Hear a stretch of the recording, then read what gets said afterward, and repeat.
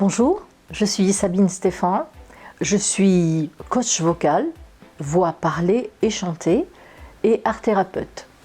Je suis aussi musicothérapeute de par ma formation et j'ai fait des études de linguistique, des études universitaires. Je m'adresse didactiquement et pédagogiquement plutôt aux enfants, avec un grand intérêt pour les enfants en souffrance, aussi bien les enfants en douance que les enfants HP ou les enfants qui ont un handicap. Voilà, pourquoi ai-je fait cette formation La voix au centre du développement de l'enfant? Parce que cela fait maintenant, mon âge me le permettant, cela fait maintenant quelques années que j'étudie, que je rencontre des spécialistes autour de l'enfance, et ma position en tant que coach vocal a fait que j'ai eu l'opportunité, au cours de mes voyages internationaux, aussi bien à l'étranger qu'en Europe et ici au Maroc, de rencontrer des spécialistes et de pratiquer sur des enfants, bien que je ne sois pas thérapeute. J'ai rencontré des orthophonistes, des psychomotriciens, des pédopsychiatres, des médecins, et je me suis rendu compte combien la voix des enfants était un média très important pour leur bien-être et pour le bien-être des gens qui les entouraient. L'expression des enfants a de tout temps été un problème, je peux appeler un problème, mais aussi un atout, un acquis pour certains enfants qui se débrouillent très bien vocalement, qui ont une notion intuitive de la voix. Donc l'expression des enfants a été un problème, et on en parle même dans des documents de l'Antiquité, sur des fresques égyptiennes ou bien sur des documents romains. Je pense que remettre l'enfant au centre de son développement a d'une part été un grand problème de tout temps. C'est pour ça qu'il y a eu la science de l'orthophonie, de la psychomotricité, etc. Et je crois que la voix est un lien particulier entre toutes les formes d'expression, que ce soit pour les enfants que pour les adultes, et toutes les intelligences. Ma vision est que ce n'est pas la parole qu'il faut traiter en premier, ou du moins que la parole est un sujet qu'il faut traiter après avoir traité les problèmes ou les atouts de la voix de l'enfant. Je voudrais partager avec vous une expérience que j'ai vécue ici au Maroc, où j'ai rencontré des gens extraordinaires et j'ai pu rencontrer la présidente d'une association qui m'a parlé d'une expérience qu'avait fait son éducatrice, que j'ai par ailleurs rencontrée ensuite, et avec une petite fille de 8 ans, IMC profonde. Cette éducatrice et la petite fille ont ensemble appris à gérer la crise qui était récurrente. Et cette éducatrice a fait instinctivement un chemin, en particulier par la respiration, par ce que l'on pourrait appeler la pleine conscience, bien que ce ne soit pas exactement cela. Et la pleine conscience, si vous me permettez ce terme, par la voix. D'une part, la voix de l'éducatrice, d'autre part, la voix, et non pas la parole, de cette fillette de 8 ans. Arriver à gérer les crises, mais aussi à les reconnaître, à les gérer dès le début en rencontrant la crise, en la reconnaissant. C'est tout un chemin d'échange, tout un chemin de travail sur l'énergie de la fillette, mais aussi sur l'énergie de la prise de parole, et je dis le mot prise de parole, en mesurant la voix de son éducatrice. Alors, c'est un chemin vocal, mais aussi, bien sûr, d'autres choses sont à prendre en considération. Le savoir-faire, l'intuition et le savoir technique de cette éducatrice. Il est indéniable pour moi qu'avoir une action sur la voix de l'enfant et sur l'enfant est très important pour sa structure. Par exemple, nous l'aborderons dans cette formation, la notion de l'espace. Pas l'espace en centimètres, mais l'espace à l'intérieur du corps et le temps.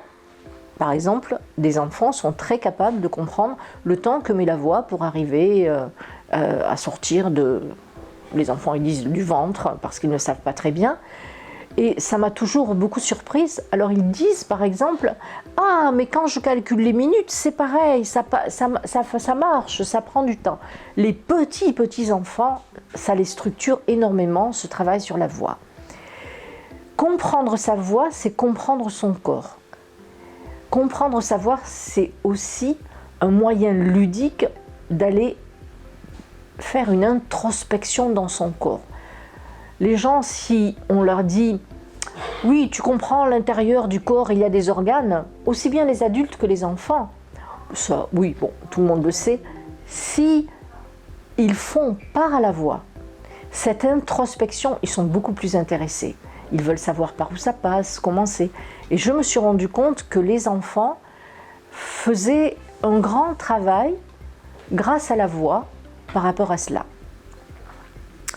La voix est peut-être un procédé intuitif d'acquisition des savoirs, la voix que l'on entend et la voix que l'on émet.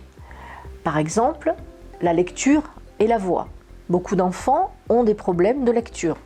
Si on travaille sur la voix, qui peut se transformer en voyelle, en consonne, etc., la voix qui transporte le souffle, l'enfant comprend beaucoup mieux la lecture.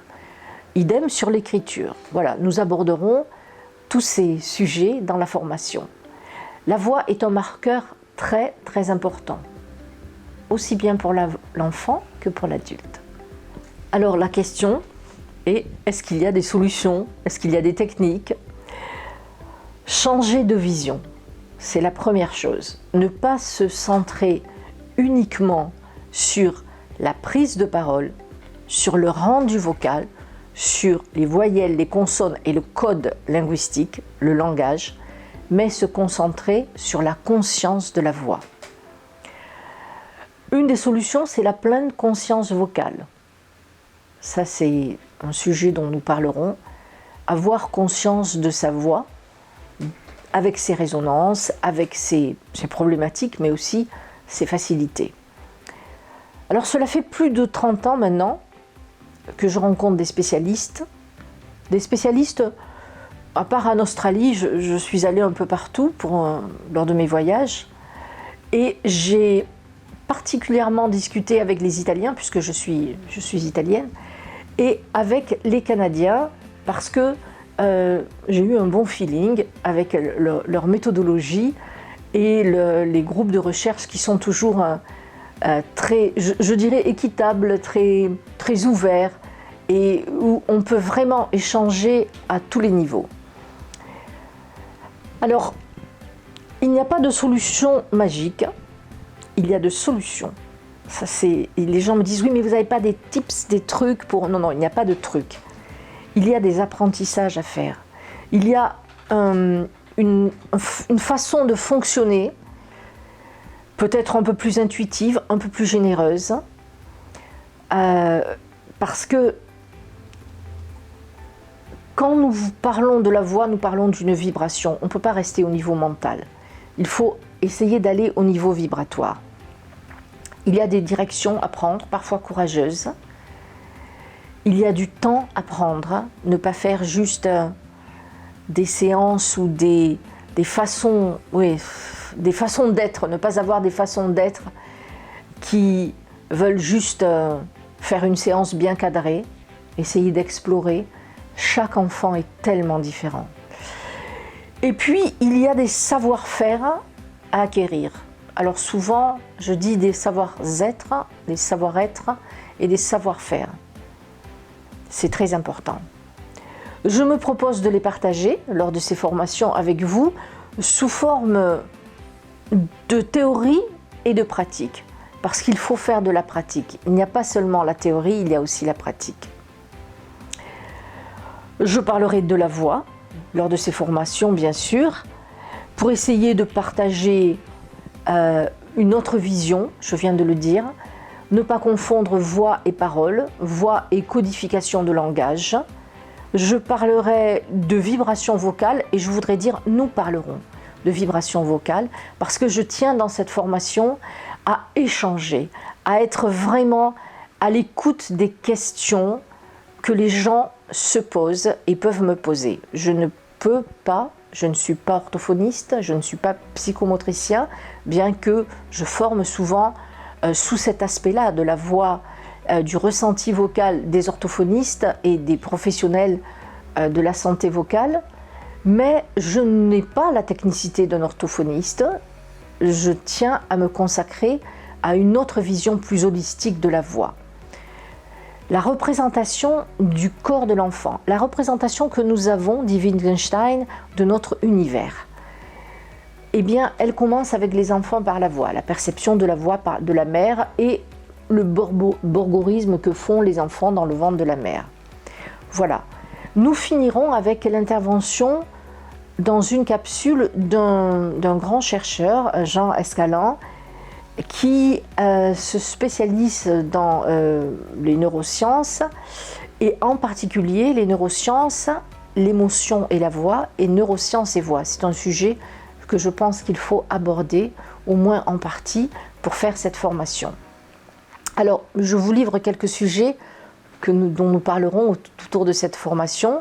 Alors, un sujet qui m'intéresse beaucoup, c'est l'écriture et la voix, parce que je suis passionnée d'écriture et que je pense qu'on peut faire de la remédiation d'écriture avec la voix.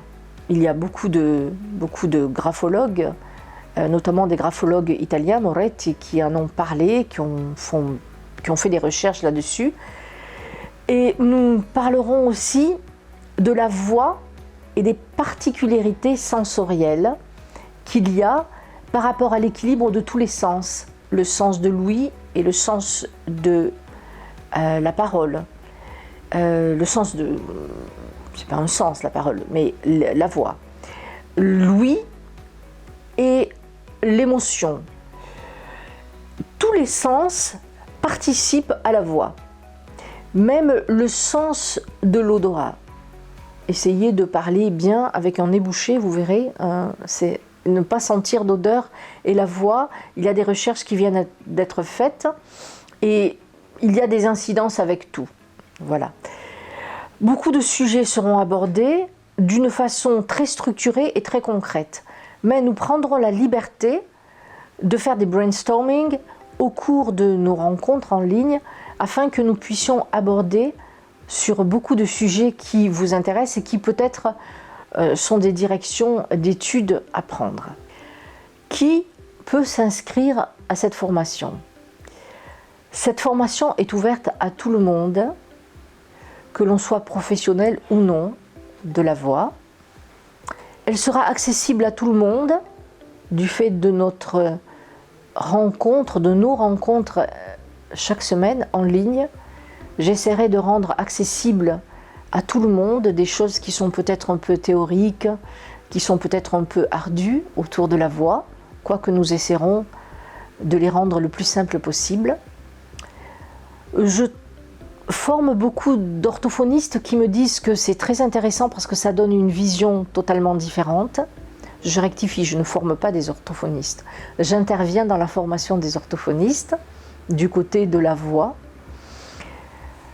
Des psychomotriciens m'ont dit aussi que c'était intéressant parce que la voix fait partie de l'apprentissage de la motricité de l'enfant. La voix et mouvement aussi.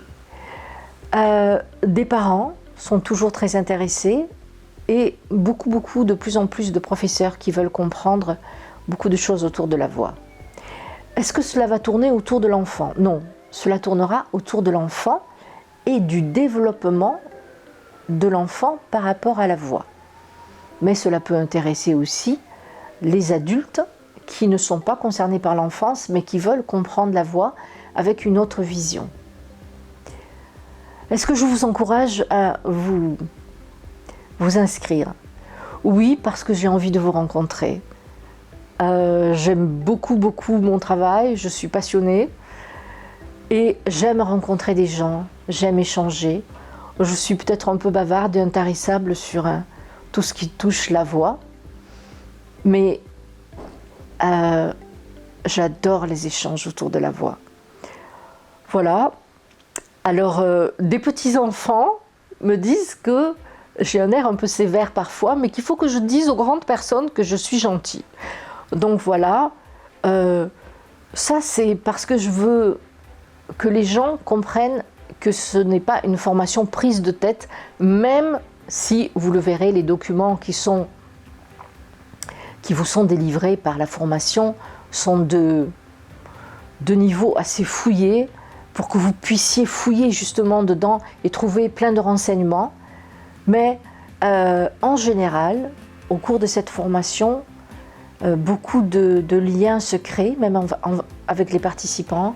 Beaucoup de découvertes se font d'une façon gentille, aimable, pleine de générosité.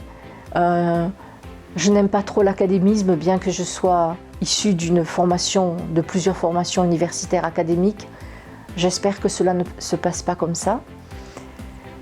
Et j'ai hâte de vous rencontrer, vraiment.